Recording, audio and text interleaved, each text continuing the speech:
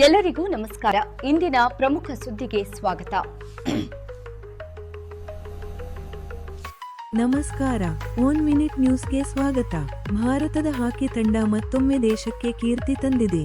ಕಳೆದ ಸೆಪ್ಟೆಂಬರ್ 7ರಂದು ಬಿಹಾರದ ರಾಜಗೀರ್ ಹಾಕಿ ಸ್ಟೇಡಿಯಂನಲ್ಲಿ ನಡೆದ ಏಷ್ಯಾ ಕಪ್ ಫೈನಲ್ ಪಂದ್ಯದಲ್ಲಿ ಭಾರತದ ಪುರುಷರ ಹಾಕಿ ತಂಡವು ಅತ್ಯುತ್ತಮ ಪ್ರದರ್ಶನ ನೀಡಿ ಹಾಲಿ ಚಾಂಪಿಯನ್ ಕೊರಿಯಾವನ್ನು 4-1 ಗೋಲುಗಳಿಂದ ಸೋಲಿಸಿ ಪ್ರಶಸ್ತಿಯನ್ನು ಗೆದ್ದುಕೊಂಡಿತು. ಈ ವಿಜಯದೊಂದಿಗೆ ಭಾರತವು 8 ವರ್ಷಗಳ ನಂತರ ಈ ಟ್ರೋಫಿಯನ್ನು ಗೆದ್ದಿದೆ ಮತ್ತು 2026ರಲ್ಲಿ ನಡೆಯಲಿರುವ FIH ಹಾಕಿ ವಿಶ್ವಕಪ್ಗೆ ಅರ್ಹತೆ ಗಳಿಸಿದೆ. ಭಾರತ ತಂಡಕ್ಕಾಗಿ ದಿಲ್ಪ್ರೀತ್ ಸಿಂಗ್ 2 ಗೋಲುಗಳನ್ನು, ಸುಖ್ಜೀತ್ ಸಿಂಗ್ ಮತ್ತು ಅಮಿತ್ ರೋಹಿದಾಸ್ ತಲಾ 1 ಗೋಲು ಗಳಿಸಿದರು. ಪಂದ್ಯದ ಆರಂಭದಿಂದಲೇ ಭಾರತೀಯ ಆಟಗಾರರು ಆಕ್ರಮಣಕಾರಿಯಾಗಿ ಆಡಿದರು. ಮೊದಲ ನಿಮಿಷದಲ್ಲಿಯೇ ಸುಖ್ಜೀತ್ ಸಿಂಗ್ ಮೊದಲ ಗೋಲು ಬಾರಿಸಿ ಭಾರತಕ್ಕೆ ಮುನ್ನಡೆ ತಂದುಕೊಟ್ಟರು.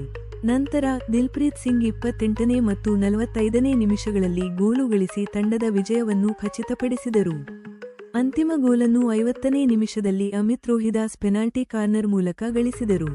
ದಕ್ಷಿಣ ಕೊರಿಯಾ ಪರವಾಗಿ ಏಕೈಕ ಗೋಲನ್ನು ಡಾನ್ಸೋನ್ 51ನೇ ನಿಮಿಷದಲ್ಲಿ ಗಳಿಸಿದರು. ಭಾರತ ತಂಡದ ನಾಯಕ ಹರ್ಮನ್ಪ್ರೀತ್ ಸಿಂಗ್ ಅವರ ಉತ್ತಮ ನಾಯಕತ್ವ ಮತ್ತು ತರಬೇತುದಾರ ಕ್ರೇಗ್ ಫುಲ್ಟನ್ ಅವರ ಮಾರ್ಗದರ್ಶನದಲ್ಲಿ ತಂಡದ ಸಂಘಟಿತ ಪ್ರಯತ್ನ ಈ ವಿಜಯಕ್ಕೆ ಕಾರಣವಾಯಿತು.